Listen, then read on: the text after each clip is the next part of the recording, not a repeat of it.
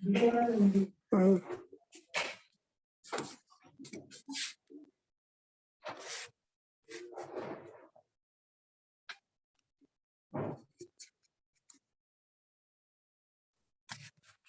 दाও তো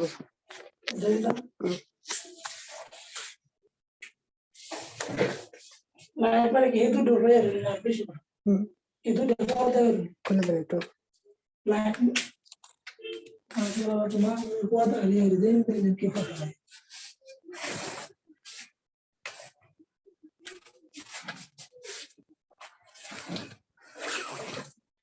না লাইট দেন তো না সেটা দে তো লাইটটা তো খুলে দাও লাইট লাইট দাও অল্প সব বেশি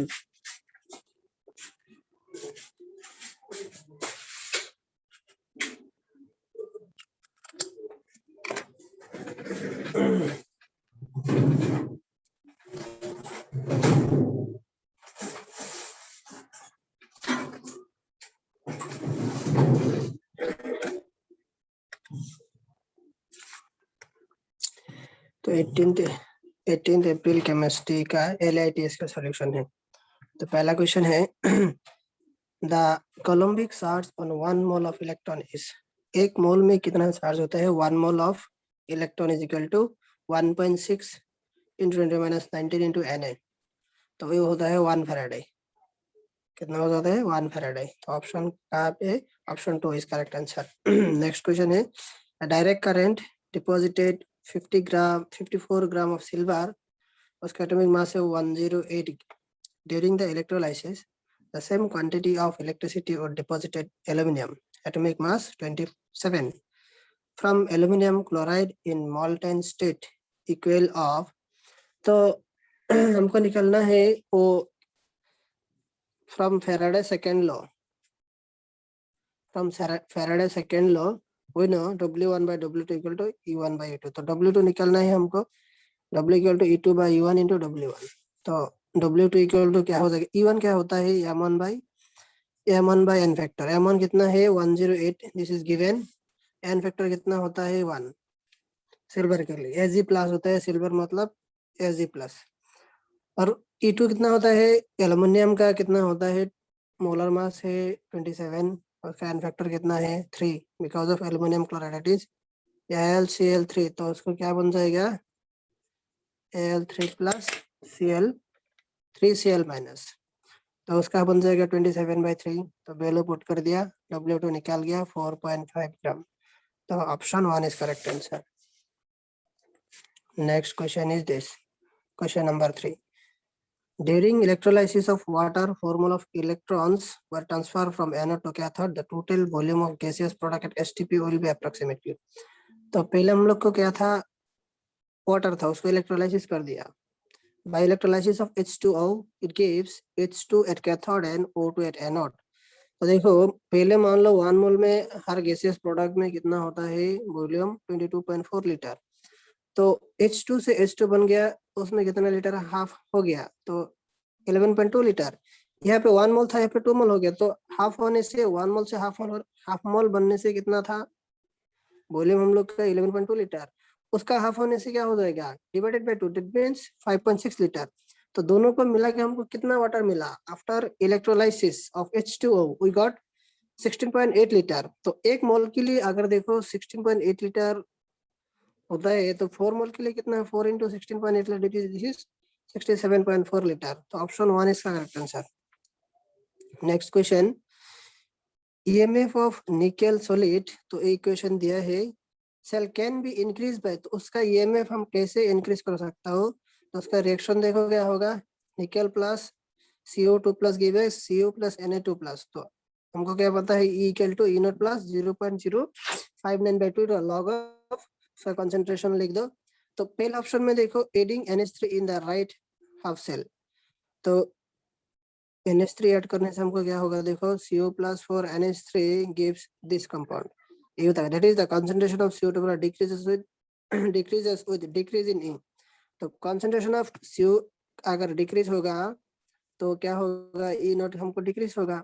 उसको देखो निकेल का concentration increase, the concentration nickel 2 plus ion, nickel 2 plus ion increase करने से देखो ये नीचे है कंसंट्रेशन, तो क्या हो गिर जाएगा। उसके बाद ऑप्शन 3 में क्या है, adding dimethyl glycine into the left half cell, तो उसको ऐड कर दिया निकल के साथ, ये हमको बन गया। तो निकल का है ऊपर है निकल 2+, तो जितना भी वो डिक्रीज किया हमने एडिंग, तो उसका कंसंट्रेशन डिक्रीज हो जाएगा। डिक्रीज होने से क्या हो जाएगा, ई का वैल्यू इंक्रीज हो जाएगा। तो option 3 is the correct answer. Next question है question number 4। A 100 watt one end 110 volt lamp is connected in series with an electrolytic cell containing cadmium sulfate solution.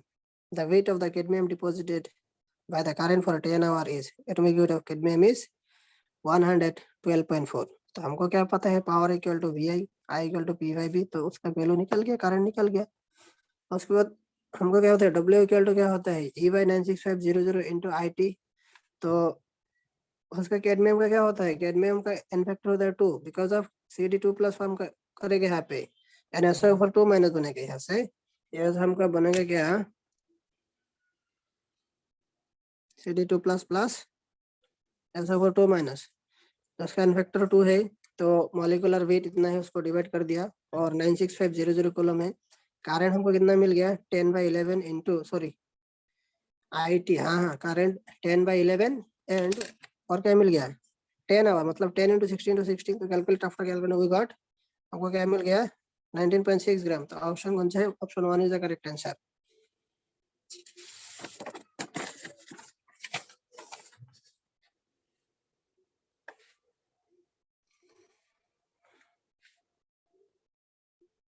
Next question, a current of 0.965 ampere is passed through a 500 ml of 0.2 molar solution of zinc sulfate for 10 minutes. The molarity of the zinc 2+ after deposition of zinc is, तो molarity हमको क्या होता है W1/m into V in liter।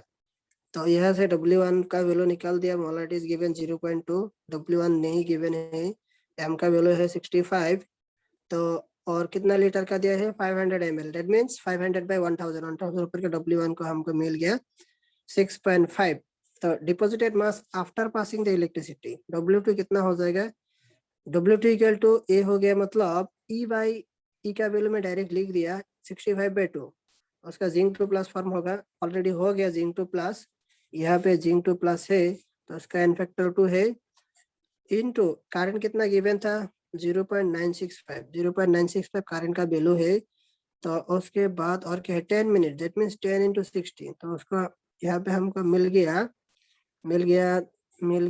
W2 का value मिल गया 0.195 ग्राम। उसके बाद क्या है, mass left after zinc 2+, mass left of zinc 2+, that is W1/W2, W1 minus W2, तो इसका मिल गया 6.305।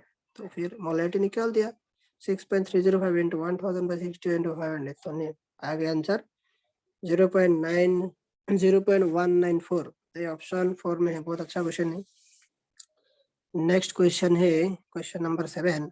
Two metallic oxide containing 27.6% and 30% oxygen respectively. The molecular form of first oxide is X3O4, that therefore the second will be। तो देखो दो oxide है हमारे पास, एक में क्या है ऑक्सीजन कितना है 27.6%। अगर ऑक्साइड में मेटल ऑक्साइड, अगर ऑक्सीजन है 27.6%, तो मेटल कितना होगा 72.4%। ये मान लो ऑक्साइड 1 था, ऑक्साइड 2 में क्या है ऑक्सीजन 30% है, तो मेटल 70% होगा। अगर देखो ऑक्साइड 1 का फॉर्मूला गिवन है X3O4, उसमें देखो 72.4% of X, that means metal कितना मोल है 3 मोल है, ये तो है ना, 72.4% of metal means 3 mole of metal, that means, तो अगर 74% में 3 मोल मेटल है, तो 70% में कितना होगा, हमको मिल गया, कैलकुलेशन करो 2.9। Similarly 27.6% of oxygen is equal to, तो ये देखो मेटल सॉरी ऑक्साइड 1 में क्या था, ये कंपाउंड में 27.6% ऑफ ऑक्सीजन था, तब कितना मोल ऑक्सीजन था 4 मोल था, है कि नहीं, तो 30% में कितना होगा 4.3 मोल। तो ये है तुम्हारा मेटल, ये है ऑक्साइड, दोनों का सिंपल रेशियो निकाल दो 2:3, therefore formula is X2O3।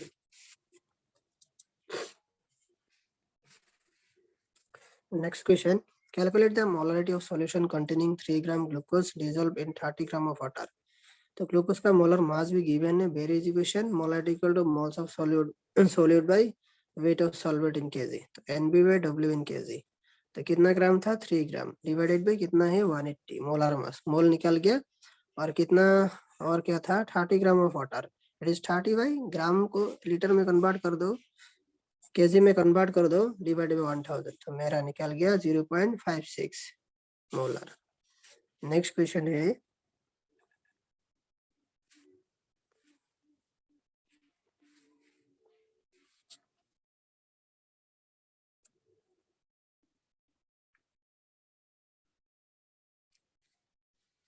next question is, in the reaction, this reaction, 1 mole of SO2 and 1 mole of O2 are made to react to complete.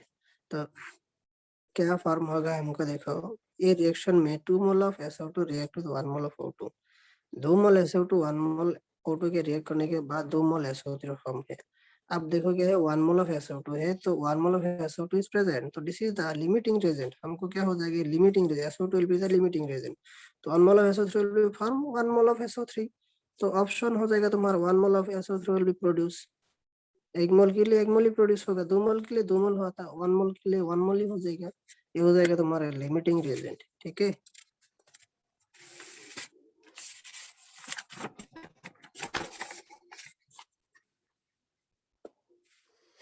next question, question number 10. 10 gram of hydrogen and 64 gram of oxygen were filled in a steel vessel and exploded. Amount of water produced in this reaction will be, तो K2H2 plus O2 giving 2H2O, उसमें कितना ग्राम है, 4 ग्राम है, उसमें 32 ग्राम है, ये 2 मोल है, मान लो 2 मोल 36 ग्राम है। As 10 gram of H2 is react with 64 gram of O2, 10 gram of, मतलब क्वेश्चन में क्या बोलते हैं, 10 gram hydrogen 64 gram of oxygen से मतलब क्या किया, रिएक्ट किया, तो O2 will be completely consumed and it is act as a limiting reagent, oxygen पूरा खत्म हो जाएगा, वो क्या हो जाएगा, लिमिटिंग reagent। तो calculation is made on the basis of weight of oxygen, तो कैलकुलेशन किसके बेसिस में होगा, देखो यहाँ में क्या था, 32 ग्राम के लिए हमको वाटर कितना प्रोड्यूस हुआ था, 2 मोल। अब जब ये लिमिटिंग रिएजेंट है, तो अगर 64 के लिए मतलब कितना मोल है, 2 मोल के लिए कितना हो जाएगा, 4 मोल हो जाएगा, तो 62 के लिए 2 मोल होगा, और 32 के लिए 2 मोल है, तो 64 के लिए 4 मोल है, तो option 4 is the correct answer. Next question है, liquid benzene burning oxygen according to this reaction, how many liter of O2 at STP needed complete combustion of liquid benzene?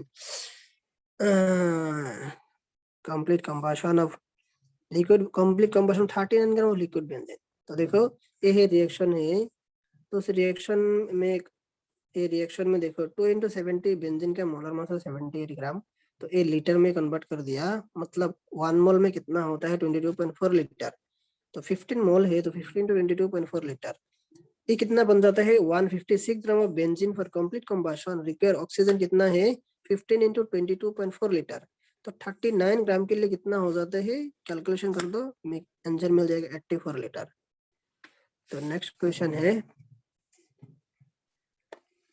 1 mole of KClO3 is thermally decomposed and excess of aluminum is burned in the gaseous product, how many moles of Al2O3 are formed? तो ये 2KClO3 giving 2KCl plus 3O2, तो उसका 2 मोल के लिए oxygen कितना मोल produce हो गया, 3 मोल, तो 2 mole of KClO3 gives 3 mole of oxygen, तो 1 मोल कितना मोल ऑक्सीजन देगा, 2 मोल, अगर तुम 3 मोल दे जाता है, तो 1 मोल कितना देगा, 3/2 मोल। For aluminum burning, 2Al plus 3/2 O2 gives Al3OT. Yes, 3/2 mole of O2 gives 1 mole of Al2.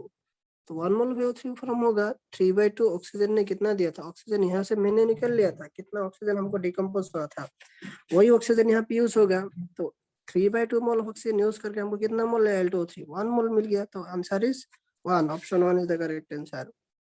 Next question, 20 ml of 0.5 molar HCl is mixed with 30 ml of 0.3 molar HCl.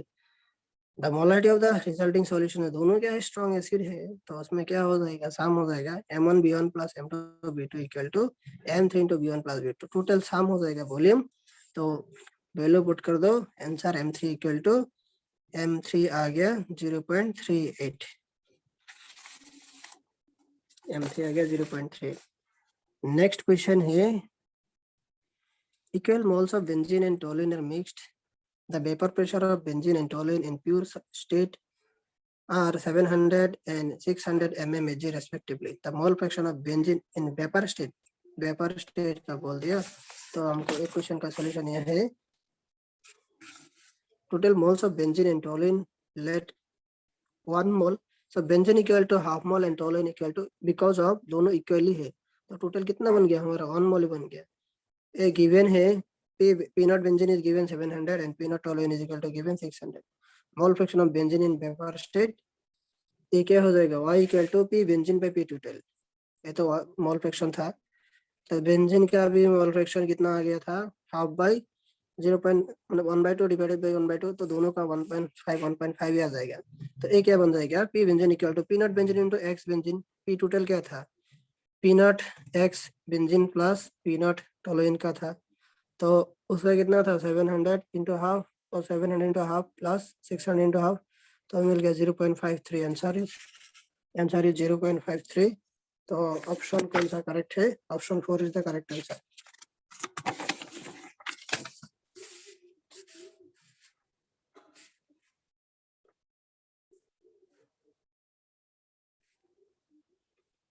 Question number 15, तो liquid having vapour pressure P1 naught and P2 naught in pure state in the ratio of 2:1 are mixed in a molar ratio of 1:2, the ratio of their moles in the vapor state would be, तो हमको क्या given है P1 naught is to P2 naught is equal to given 2:1, ये तो given है, N1 by N2 equal to 1:2, ये भी given है molar ratio, therefore P1 equal to हमको कहते हैं P naught into X1, P2 equal to P2 into X2, X1 क्या होता है N1 by N1 plus N2, तो ये हो जाएगा 1/2, तो P1 into X1 is 2, तो उससे में वैल्यू निकाल दिया, P1 का वैल्यू 2 है, P1 नॉट X1 1/3 है, इस टू 1 है उसका P2 का, और X2 हो गया 2/3, तो ये मिल गया मेरा 2/3 इस to 2/3, y is the mole fraction in vapor phase, y1 by y2 equal to P1 into P total, P2 into P total, तो वैल्यू पूरा निकाल दिया, तो वैल्यू मिल गया हमको 1:1। नेक्स्ट क्वेश्चन है the osmotic pressure of 0.1 molar sodium chloride solution at 27 degree Celsius is, तो 27 degree Celsius में 300 केल्विन, तो NaCl से ये कर दिया, हमको मिल गया n factor i, sorry i, बेंटा फैक्टर i इक्वल टू 2, तो we know pi equal to CRT into i, C का वैल्यू गिवन है 0.1 है, R का वैल्यू होगा तुम्हारा ATM में है, तो प्रेशर का अगर ATM में होता है वॉल्यूम लीटर में होगा तब, तो उसका R का वैल्यू होगा 0.0821 लीटर ATM पर मोल पर केल्विन, तो उसका वैल्यू पुट कर दिया, पाई का वैल्यू सब पुट कर दिया, तो हमको पाई मिल गया, प्रेशर मिल गया 4.92 ATM में। नेक्स्ट क्वेश्चन है इन ए 0.2 molar aqueous solution of weak acid HA, the degree of ionization is alpha का value given, the freezing point of solution will be nearest to, इसका फ्रीजिंग पॉइंट कितना होगा, m का value given है, alpha is given, तो TF निकालना है, HX dissociate होने के क्या होता है weak acid, H plus and X minus, T equal to 0, ये था 1 0 0 इक्वल टू T में इक्विलिब्रियम में 1 minus alpha alpha alpha, total moles at equilibrium, total mole कितना हो गया हमको इक्विलिब्रियम में 1 माइनस अल्फा प्लस अल्फा, तो दिस इज 1 प्लस अल्फा, तो I का वैल्यू निकालना है, I equal to number of moles after dissociation divided by initial मोल, तो आफ्टर डिसोसिएशन में हमको कितना था 1 प्लस अल्फा और इनिशियल मोल 1 लिया था मैंने, और देयरफॉर TF इक्वल टू क्या होता है हमको I into KF into M, M का मोलैरिटी, तो molar elevation constant for water KF का वैल्यू 0 डिग्री में होता है, H2O का 1.86, तो TF का वैल्यू यहाँ से निकाल दिया, सब कुछ वैल्यू पुट करके TF आ गया -0.4648 डिग्री सेल्सियस। नेक्स्ट क्वेश्चन है oxidation number of platinum in cisplatin, तो सिस्प्लेटिन का स्ट्रक्चर होता है, उसमें ऑक्सीडेशन नंबर कितना NH3 का 0 होता है, तो प्लेटिनम का क्या होगा प्लेटिनम का कितना हो जाएगा यहाँ से x + 2 × -1 = 0 x = +2। सिस्प्लेटिन में प्लेटिनम का होता है +2 oxidation number.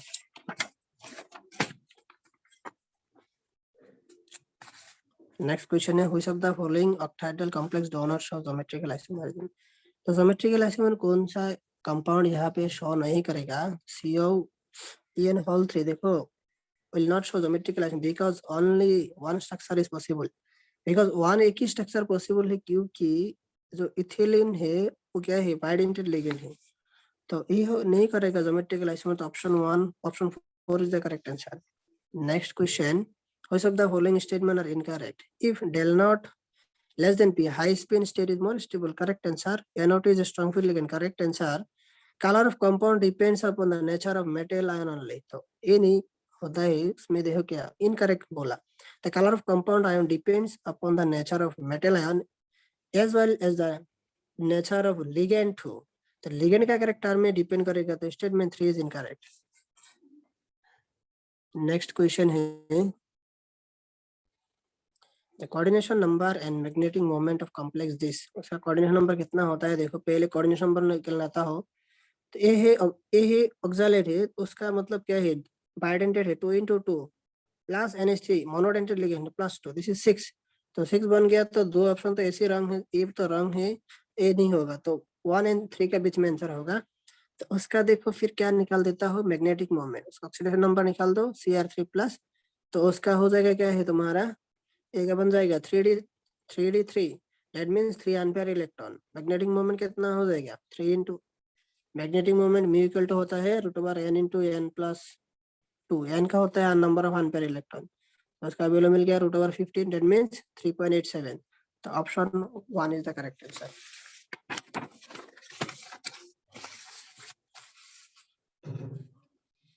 will of spin only magnetic moment follow the correct order, तो ये निकलना है। पहले मैंने ले लिया MnCl4 2-, उसमें से एक ऑक्सीजन नंबर होगा +2, तो हो गया 3d5। ये सब वीक फील्ड लिगेंड है, 5 एम्पीयर इलेक्ट्रॉन है, तो mu equal to √n × n+2, तो ये हो गया √35, दैट मींस 5.9 bm। उसका अभी cobalt Cl4 weak field ligand है, उसका -1 होता है, तो ऑक्सीजन नंबर हो जाएगा +2 3d7, 3 एम्पीयर इलेक्ट्रॉन है, तो ये हो जाएगा 15 मींस 3.5। FeCN6 ये तो बहुत ही स्ट्रॉन्ग फील्ड लिगेंड है, ऑक्सीडेशन नंबर हो जाएगा +2 3d6, दैट मींस प्यार हो जाएगा, तो म्यू 0 हो जाएगा, तो ऑर्डर होगा E। MnO4 सबसे भी ज्यादा है, उसके बाद इसका है, उसके बाद इसका है। Next question which of the following which is a diamagnetic complex. Diamagnetic means उसके पास कोई एम्पीयर इलेक्ट्रॉन नहीं है, तो पॉसिबिलिटी क्या होना पड़ेगा? सबसे पहले दिखना पड़ेगा कि वीक फील्ड लिगेंड, तो 2 ही पॉसिबल है, सबसे ज्यादा तो मैं ले लेता हूँ, तो Fe2+ that means 3d6। Cn is a strong field ligand, तो 0 unpaired electron, no unpaired electron, 0 magnetic moment, diamagnetic in nature हो गया। Cobalt 3 chloride forms several octahedral complex with ammonia. Which of the following will not give the test for chlorine in the silver nitrate at 25 degree Celsius? देखो cobalt का oxidation number होता है, पता sorry coordination number 6 होता है। देखो ये पहला जो क्या है कंपाउंड है, 1 का क्या होगा कोऑर्डिनेशन कंपाउंड लिखो पहले NH3 Cl3, उसमें से 3Cl निकल सकता है। ऑप्शन 2 में क्या है? ऑप्शन 2 का तो ये है, कोई Cl नहीं निकलेगा, तो ये होगा answer. Option 2 is the correct answer, बाकी लिखने का जरूरत ही नहीं है। तो which of the following bond has highest bond energy? ये देखो होना था ए वाला, लेकिन नहीं हुआ। Expected high bond energy in the OO bond due to the high electronegativity, but due to the smaller size, it will repulse on. That is, therefore, will be repulse on and bond energy will be low. तो सबसे ज्यादा किसका हो जाएगा? ऐसे the more bond energy than OO. Very important question है।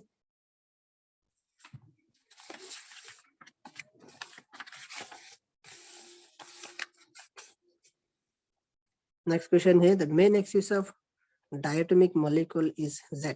Orbital px and py overlap with each other to form which of the following molecular orbital? देखो no overlap, px and py no overlapping, no bond.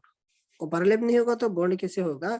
Overlap basically overlap will only possible when the lobes are symmetrical about their axis perpendicular to the axis. तो कैसे इसके उसमें होता है px के साथ होता है px py क्या होता है pz pz क्या होता है, उसमें ओवरलैप ही नहीं होगा तो बॉन्ड कैसे होगा, बॉन्ड भी नहीं होगा, तो option 4 is the correct answer. Next question है the correct order of CO bond order among this का बॉन्ड ऑर्डर स्ट्रक्चर में बॉन्ड ऑर्डर निकाल दो। बॉन्ड ऑर्डर क्या होता है, bond equal to number of double bond divided by 1 plus number of double bond divided by number of delocalization position. तो यहाँ में देखो number of double bond 1 plus number of double bond एक ही है, तो डिलोकलाइजेशन 3 है तो 1.33, उसमें कितना है 1 प्लस 2 डबल बॉन्ड है और 2 डिलोकलाइजेशन 2 हो गया। यहाँ पे कितना है 1 प्लस डबल बॉन्ड कितना है 2 है डिवाइडेड बाय 1, तो इसमें 3 हो जाएगा, तो ये होगा तुम्हारा करेक्ट आंसर। सबसे CO2 उसके बाद CO2 3 minus. Most of the following statement is correct. कौन सा स्टेटमेंट सही है ये बोलना है। तो पहले में ले तो द हाइब्रिडेशन ऑफ Cl इन से तो sp2 करेक्ट है, most of the statement is correct. तो ए लिखना देखना पड़ेगा, तो मैं ए देखता हूँ F6 is dash to square by pyramidal. हाँ ठीक है, तो उसमें हाइब्रिडेशन निकाल दो। हाइब्रिडेशन कितना होता है हाफ इंटू उसका अनपेयर होते 8 है प्लस 6, ये होते हैं monodentate atom plus 6 0 cation G2NN, तो हो गया 7, that is sp3d3, it is a distorted parameter because of one lone pair. तो ये होता है स्क्वायर पर डेस्टोरेट स्क्वायर पैरामीटर, ये होगा आंसर। नेक्स्ट होता है तुम्हारा question number 29। A certain diatomic molecule AB has a dipole moment of 1.6 d and the intermolecular distance is 100 picometer. The placement of dielectric charge, percentage of electric charge existing on more electronegative atom is the percentage of ionic characteristic of the mu observed by mu calculating or mu theoretical observed by mu calculated। तो ये given है 1.6 d मतलब 10⁻⁻16 ये से हो, बाकी D का value given है, क्यू का वैल्यू गिवन है, आंसर मिल गया 33%।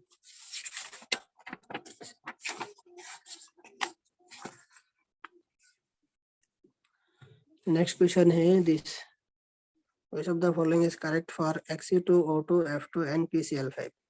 Xe2O2 हाइब्रिडाइजेशन निकाल दो, पहले हाइब्रिडाइजेशन आ गया sp3d, शेप हो गया C शेप, PCl5 का स्ट्रक्चर होता है हाइब्रिडेशन sp3d। हाइब्रिडेशन दोनों का सेम है लेकिन उसका क्या है ज्योमेट्री सेम नहीं है, ट्रायगोनल बाइपिरामिडल शेप, तो ये क्या हो जाएगा both have same hybridization but different shape.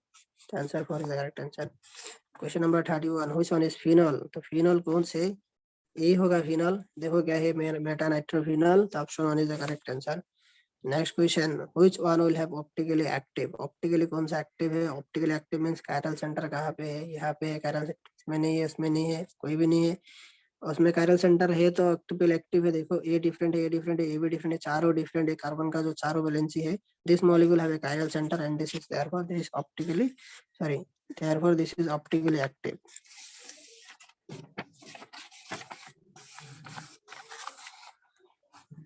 SN1 mechanism observe in, कहाँ पे SN1 मैकेनिज्म होगा, अल्कोहलिक केविज, तो 1 में होगा SN1 मैकेनिज्म। नेक्स्ट क्वेश्चन है ये मेजर प्रोडक्ट क्या बनेगा, ए बोल दिया, मेजर प्रोडक्ट क्या बन जाएगा, ए पेरा वाला में ही मेजर प्रोडक्ट बन जाएगा, तो रिएक्शन करने के बाद ए प्रोडक्ट मिल जाएगा, तो ऑप्शन 4 होगा तुम्हारा correct answer.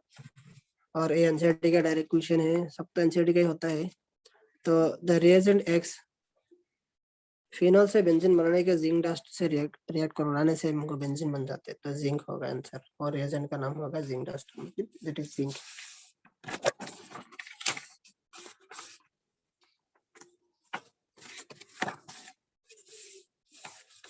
Question number 36, given है 3 कंपाउंड है, which of the given compound can exhibit tautomerism. Tautomerism that means keto to enol form, पहला कंपाउंड ए कीटो फॉर्म उसके इनोल फॉर्म बन गया, उसके बाद सेकंड कंपाउंड ए उसका भी इनोल फॉर्म बन गया है, थर्ड कंपाउंड ए उसका कीटो फॉर्म है इनोल फॉर्म, तो सब क्या होता है टॉटोमरिज्म करता है, that is option 1 2 3 is the correct answer.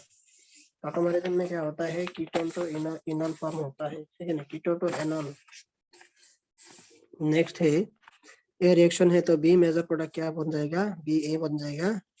तो एक्चुअली दिस क्वेश्चन में कुछ गड़बड़ है, this question is wrong because acid base neutralization will dominate over nucleophilic addition dominate nucleophilic addition reaction. So option 3 is the correct answer.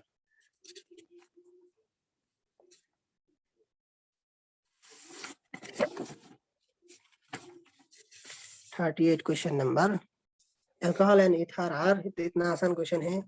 Alcohol and ether are क्या होता है? Functional isomer, functional group different होता है, functional isomer होता है, सबको पता है, सबसे आसान क्वेश्चन है। Next question, question number 39, which of the following may be classified as a aryl halide? aryl halide कौन सा होता है? aryl ग्रुप हरा पड़ेगा। the halide which is in direct link with aryl nucleus called the aryl halide, तो इसमें aryl ring है, तो option 3 is the correct answer. aryl ring है तो aryl halide ही होगा।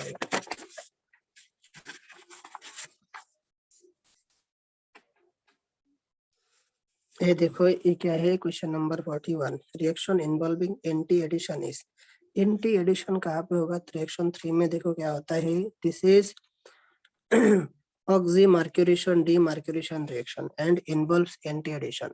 oxymercuration and demercuration में क्या होता है? एंटी एडिशन होता है, तो ऑप्शन 3 होगा तुम्हारा correct answer. Next question, reaction दे दिया, रिएजेंट क्या होगा? आर, तो ये प्रोडक्ट बन गया, तो the reagent R is, R का नाम क्या होता है? The reagent R would be एनाड्राइथर, this is actually Wurtz reaction and occur by free radical mechanism. तो फ्री रेडिकल मैकेनिज्म फॉलो करेगा तो रिएजेंट होगा एनाडाइथर वुड्स रिएक्शन में। ये भी एक आसान क्वेश्चन है, आईयूपीएसी नाम लिखने की बोल दिया, 1 2 3 4 नंबरिंग करो, क्या बन गया तुम्हारा? 3 इथाइल, 3 में एक इथाइल है, 4 में मिथाइल है, और क्या है? हेक्सेन है, 3 इथाइल 4 मिथाइल हेक्सेन।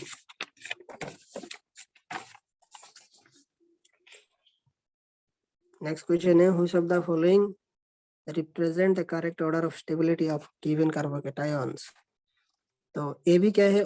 देखो 6 पे इलेक्ट्रॉन है, ए कार्बोकेटायन बन गया, ए भी कार्बोकेटायन बन गया, both 1 and 2 are aromatic compound and hence the more stable is 3, 1 and 3। तो उसमें से 3 हमको क्या बनेगा?